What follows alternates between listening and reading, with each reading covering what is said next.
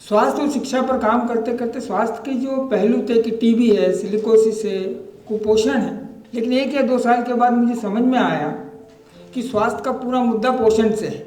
दूसरा जो सिलिकोसिस और टीबी है, सिलिकोसिस एक ठीक होने वाली बीमारी नहीं है। एक बार सिलिकोसिस हो गया तो आदमी का मरना तय है। टीबी के मरीजों को जो पोषण मिलना चाहिए वो कैसे मिला जाए, तो हम लोगों ने किचन गार्डन लगाना शुरू किया। हम लोगों ने जितने प्रयास किए हैं उसमें हमको लगा कि समुदाय ने जो हमारा सहयोग किया है उसके कारण आज हम लोग गर्व के साथ इतने सारे लोगों के साथ कह सकते हैं कि एक बड़ा बदलाव हम लोग देख रहे हैं।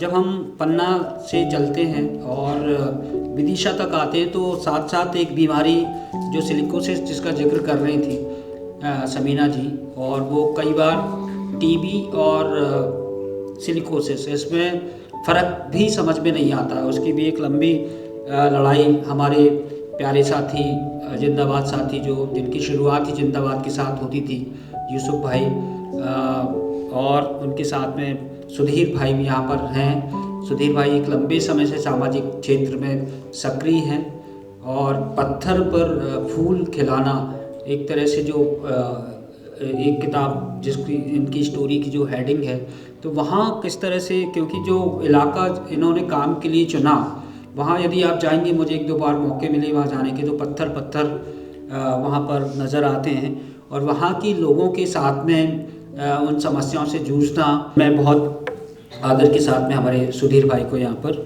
बुलाना चाहूँगा। पत्थर में फूल खिलाना ये मेरे अकेले का काम नहीं था, उस समुदाय का सहयोग था। इस कारण हम लोगों ने एक अच्छा काम करने का प्रयास किया। मैं नशे के क्षेत्र में लोग जो नशा करते हैं उनको छुड़ाने का काम करता था, और उसके बाद 2013 में मुझे अवसर मिला और 2010 में लगभग मैंने एक बार विदिशा जिला विजिट किया और वहाँ देखा कि बच्चे जो हैं ऊपर जो खदान के ऊपर जो जगह होती, छोटा सा एक कुछ होता है, छाँव भी नहीं होती, वहाँ बच्चे सोए हैं, वो माताएं वो खदान में काम कर रही हैं। वो मेरे मन को बड़ा हर्ट हुआ कि यार हम लोग शहर में रहते हैं और ये परिस्थितियाँ कैसी विकट है समाज में। तो मैंने प्रयास किया और एक फंडिंग एजेंसी है जिसका नाम आप जानते हैं, TDH, जिन्होंने हमको सपोर्ट किया। प्रारंभिक रूप में हमारे काम का जो व्यवस्थाएं थी कि उनमें हमारे को स्वास्थ्य पर काम करना है और शिक्षा पर काम करना है। स्वास्थ्य और शिक्षा पर काम करते करते स्वास्थ्य के जो पहलू थे कि टीबी है, सिलिकोसिस है, कुपोषण है, इसको हम लोग कैसे एक तो आइडेंटिफाई करें और कैसे इसको मिटाने के लिए सहयोग कर सकें। हमारे पास एक बड़ी टीम थी, हम लोगों ने धीरे धीरे प्रयास किए वहाँ जा कर के कि क्या हो सकता है। लेकिन 1 या 2 साल के बाद मुझे समझ में आया कि स्वास्थ्य का पूरा मुद्दा पोषण से है, कि कुपोषण जो है वो कहीं ना कहीं पोषण से जुड़ा हुआ है। दूसरा जो सिलिकोसिस और टीबी है, सिलिकोसिस एक ठीक होने वाली बीमारी नहीं है। एक बार सिलिकोसिस हो गया तो आदमी का मरना तय है। वो कब मरेगा वो बात अलग, बहुत लंबे समय तक वो बीमारी रहती है, आदमी शारीरिक रूप से बहुत कमज़ोर हो जाता है, काम करने के लायक नहीं होता है, जैसे कि हमारी समीना जी ने बताया। और ये चीज़ धीरे धीरे मैं भी प्रशिक्षण के माध्यम से समझता रहा। और जब हमने देखा कि कुपोषण को कैसे कम किया जाए, टीबी के मरीजों को जो पोषण मिलना चाहिए वो कैसे मिला जाए, तो हम लोगों ने किचन गार्डन लगाना शुरू किया। किचन गार्डन से एक बेनिफिट, लोगों के पास बोले साहब हमारे पास जगह ही नहीं है। हमने बोला कि देखो आप इतनी अच्छी जगह में रहते, इतनी जगह है, तो जो उनका बर्तन साफ करने की जो जगह होती पीछे छोटी सी, उसमें हम लोगों ने किचन गार्डन लगवाना शुरू किया। घर के सामने थोड़े सा किचन गार्डन लगवाना शुरू किया और उसका बेनिफिट लोगों को जब समझ में आया, समुदाय को समझ में आया, तो लगभग हमने 3000 परिवारों को हमने सहयोग किया कि किचन गार्डन लगवाए। उसी बीच में कुछ किसानों से मेरा परिचय हुआ और जब मैंने देखा कि किसानों में जो बात है, अभी एक राकेश भाई ने बात कही थी कि कोई भी किसान अपने बच्चों को किसानी में लगाना नहीं चाहता, क्योंकि उनको लगता है किसानी का जो सौदा है घाटे का सौदा है।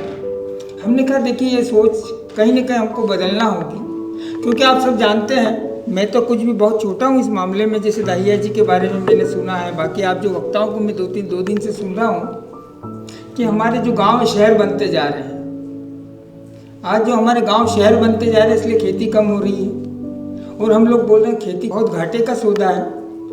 उसको मैंने थोड़ा सा एक्सपेरिमेंट किया कि हमको इसमें बदलाव कैसे लाया जा सकता है। तो मैंने उन किसानों से साथ बातचीत किया जो छोटे किसान हैं। बड़े किसान तो बड़े होते हैं, उनको कोई मतलब नहीं, हमारी बातों को सुनने का भी बहुत ज़्यादा इंटरेस्ट होता नहीं है।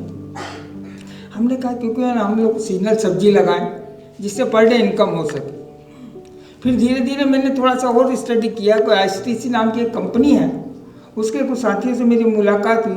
हमने कहा कि हम लोग यहाँ ऐसी क्या खेती करवा सकते हैं जिससे किसानों की आय बढ़ जाए।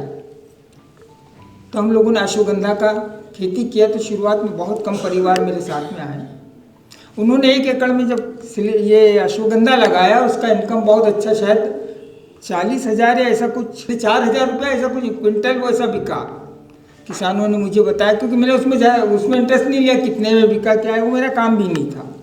लेकिन जब मैं जाने लगा मुझे पता चला कि अच्छा, तो उसमें और ज़्यादा किसान तैयार हुए नेक्स्ट ईयर में। तो वो अश्वगंधा की खेती हुई। अश्वगंधा के साथ एक कलौंजी होता है कुछ, एक ब्लैक कलर की, जो अचार वगैरह में यूज़ होती है, उसका खेती करवाया। और वो एक अच्छा एक हमारे लिए उदाहरण पेश हुआ। सेकेंड जो हम लोग बोल रहे हैं, मैं खास करके जो पोषण की बात करना चाहता हूँ कि हम लोगों ने टीबी मरीजों के साथ में, जिनको टीबी हो गई है, उनको पोषण के लिए हम लोगों ने किचन गार्डन लगवाए।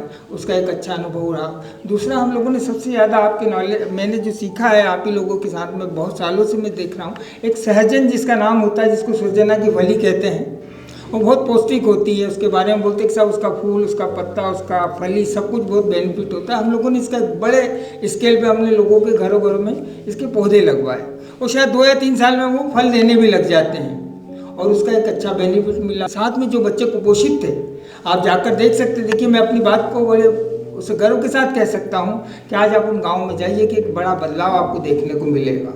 जो परिस्थितियाँ जो राकेश भाई ने बताया है, हमारे यहाँ पर निधि जी बैठी हैं, देखिए उन गाँव को जब हमने सिलेक्ट किया था तो फंडिंग एजेंसी तक रह गई थी कि ये रोड से 15 किलोमीटर अंदर जंगल में जाकर गांव, हमने ऐसे गांव को सिलेक्ट किया जहां पे हमने काम करने का प्रयास किया, और समुदाय के सहयोग से एक बड़ा बदलाव हमने देखा है। तो कुपोषण और ये जो समस्या है उसका समाधान समुदाय के पास है। हम लोग जैसे 2 दिन से मैं सुन रहा हूँ कि इसका जो पोषण की चीज़ें हैं, तो मेरा अपना ये मानना है कि हम लोगों ने सहजन को जो ज़्यादा महत्व दिया, और उसके कारण लोगों में, बच्चों में एक बदलाव आया। हमने एक पाउडर निर्मित किया जो कुपोषित बच्चों के लिए, उसका कंटेंट शायद इस बुक्स में लिखा है, नहीं पता, मुझे पता नहीं है, लेकिन उसको WCD डिपार्टमेंट ने भी एक्सेप्ट किया, उसको बच्चों को खिलाया। उसका इतना बेनिफिट मिला कि विदिन 15 डेज बच्चे के अंदर उसके वजन में इम्प्रूवमेंट हुआ, और उनको एक इस तरीके का काम। और आज लगातार हमारे साथ में निधि बहन बैठी हैं। अभी हमारा प्रोजेक्ट जैसे कि 2021-22 के बाद अभी शौचालय के साथ हम लोग उन्हीं गाँव में काम कर रहे हैं, शायद 20-22 आंगनवाड़ी में। आज आप बदलाव देख सकते हैं कि उन बच्चों में, या वो जो हमारा जो काम है सस्टेनेबिलिटी की, जब हम लोग बात करते हैं, निरंतरता की बात करते हैं कि हम देखिए कोई भी संस्था या कोई भी फंडिंग एजेंसी हमको 3 साल पैसा देती है या 6 साल देगी, उसके बाद हम चले जाएंगे गांव वैसा का वैसा ही, वही बर्बाद हो जाए। लेकिन वो चीज़ हम लोग नहीं चाहते थे। तो वहाँ आज हमारे किचन गार्डन डेवलप हो गए, आज अच्छी किसानी लोग कर रहे हैं। टीबी के मरीज जो पहले टीबी के जांच करवाते नहीं थे क्योंकि डर लगता था, एक टेबू है हमारे समाज में कि इसको टीबी हो गया तो 10 लोग उससे दूर रहेंगे, वो टेबू खत्म हुआ। लोग आज एक्सेप्ट करते कि हाँ मुझे टीबी और इलाज हो रहा है। तो ये सब चीज़ें धीरे धीरे एक बदलाव आया, और हमको कहने में गर्व होता है कि आज महिलाओं में जो सोच समझ, उसमें एक बदलाव आया। और मैं अभी 2 दिन सुन रहा था, अभी समीना जी की बात मैंने सुना, तो हम लोग इस प्रकार के प्रशिक्षण भी दिलवाएंगे जिससे उनकी आर्थिक उन्नति हो सके, उनका पलायन रुक सके। हम लोगों ने जितने प्रयास किए हैं उसमें हमको लगा कि समुदाय ने जो हमारा सहयोग किया है उसके कारण आज हम लोग गर्व के साथ इतने सारे लोगों के साथ कह सकते हैं कि एक बड़ा बदलाव हम लोग देख रहे हैं। और पक्का है, मेरा मानना है कि जैसे दुष्यंत कुमार ने कहा है, कौन कहता है आकाश में सुराख हो नहीं सकता, एक बार तबीयत पत्थर उछाल कर देखो तो यार। तो वही है जो हम लोग प्रयास कर रहे हैं। दुष्यंत कुमार की इस कड़ी के साथ मैं अपनी बात को समाप्त करता हूँ।